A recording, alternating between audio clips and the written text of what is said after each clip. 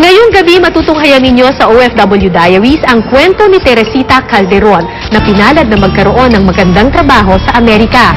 Pero ang tunay na kahanga-hanga kay Teresita, ipinamahagi niya ang kanyang mga biyaya sa mga Pilipinong nangangailangan ng tulong. 700 Pilipinong pinangakuan ng trabaho sa United Kingdom, naloko ng isang illegal recruiter. Ang 35,000 pesos na placement fee na kanilang ibinayad, nilimas lahat ng illegal recruiter na ito. Gusto ko na pwedeng patayin ko siya, papatayin ko siya. Magandang gabi po sa inyong lahat. Ako po si Cara David. Samahan niyo po akong panoorin ang kanilang mga kwento sa OFW Diaries.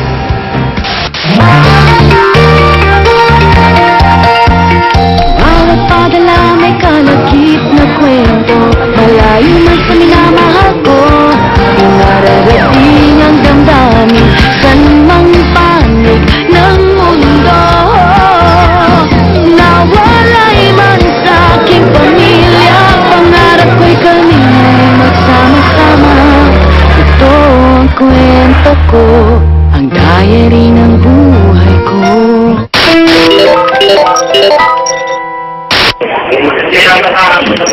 Mula sa kuha ng cellphone video na ito, makikita ang pagbuhos ng reklamo sa loob ng isang recruitment agency.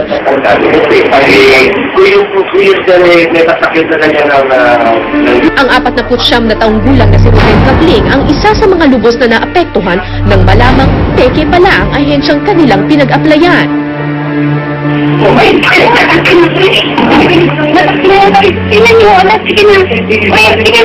Pero ikinagulat ng lahat nang sa gitna ng pakikipag-usap ni Ruben sa iba pang mga biktima at pulis, nawalan siya ng malay. Dead on arrival siya nang dalhin sa ospital.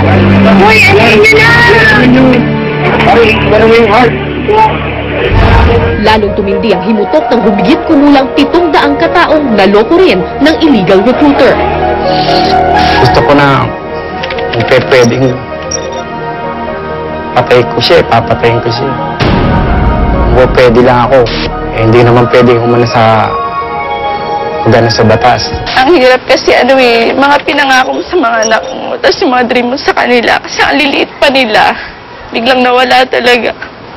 Na hanggang ngayon napapaginipan ko siya na sana kaharap ko siya, maduldul ko siya. Very convincing talaga, yung convincing power niya, magaling siya magsalita, very smart. Talaga mapapaniwala ka niya kasi pinalalabas niya, very God-fearing siya. Ang inirereklamo, si Bridget Pedrosa Lugarta alias Valerie Valero, ang recruiter ng 700 aplikante. Ayon sa Task Force Against Illegal Recruitment o TFAIR ng CIDG Camp Crame, ito ang pinakamalaking bilang ng illegal recruitment na kanilang nahawakan. Out of the 700 applicants, wala pong napaalis kahit isa. So far, this is the biggest case that we handled and investigated. No? Ang complainants dito is 700. And the last one that we investigated on illegal recruitment is, the complainants is more or less 200. Valley's Talent Unlimited ang pangalan ng ahensyang pag-aari ni Valerie Valero. Ayon sa mga biktima, palipat-lipat daw ito ng opisina at walang resibo kapag nagbayad ka. Nagtataka nga ako sa kanila, bakit walang pirma yun si Valerie Valero? Sabi raw, puro saka na raw. Ganon din ang nangyari sa akin, saka na raw, sabi ng sekretary, para may mga kasabuatan na nagaganap dun sa agency namin. Isinugal ni Almario Lopez ang kanyang mga naipundar kapalit ng hinihinging placement fee. So sabi ko kay Ma'am Valerie, Ma'am, kararating ko lang po galing Japan na pag-uwi ko po talaga totally wala akong cash na dala. Sabi ko, Ma'am, marami naman po akong appliances, meron po akong manipis pong TV na 21 inches po yun. So yun ang kinalateral ko. Sabi niya sa akin, kapag nakakuha na ako ng CA, yung cash advance na 300,000, ibabalik daw po niya yung TV ko, babayaran ko po siya ng 35,000. Ang style daw ng Valley's Talent Unlimited, direct hiring mula sa employer na European. Marami ang kumagat dahil 3 taon daw ang kontrata ng bawat empleyado at 300,000 pesos daw isang buwan ang sweldo. 35,000 pesos daw ang placement fee. Pero bago umalis, may cash advance namang 300,000 pesos na pwede raw iwan ng aplikante sa kanyang pamilya. Sino ba namang hindi may hikayat? Hindi lang naman ako, marami mga igit pang mga professional na naloko rito. Pero ni isa sa kanila, hindi nakaalis papunta sa kahit saang panig ng mundo. Anong una, umaasa pa kami na siguro, kasi may mga bulong-bulungan na nasa Baguio lang daw, kasama yung employer, meron silang finality ginagawa. Pero nung ano talaga, totally wala ng text na na-receive mula sa kanya na nirelay niya sa mga staff niya, wala na talaga. As in, wala na talaga. Doon na nagkagulo na. Pinakit na yung office, wala na pala yung mga documents doon, sarado yung mga vault, tsaka doon, ang pinaka-worst, sa sobrang tensyon, namatay nga isang kasamahan namin.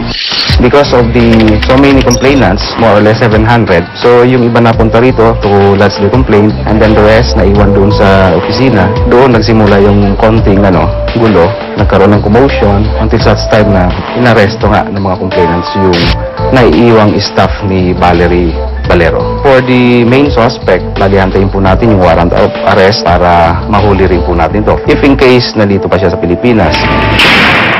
Hindi na yung 35,000 ang hinahabol natin dito.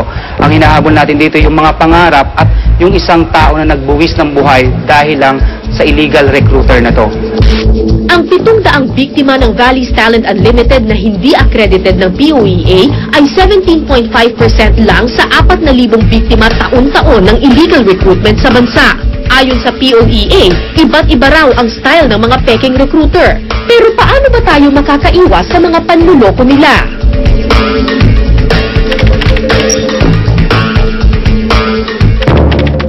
Niluluste niya yung perang hindi naman sa kanya. Nagpapaganda siya, nagpapasarap siya, pero ang mga taong niloko niya naghihirap. Walang makain.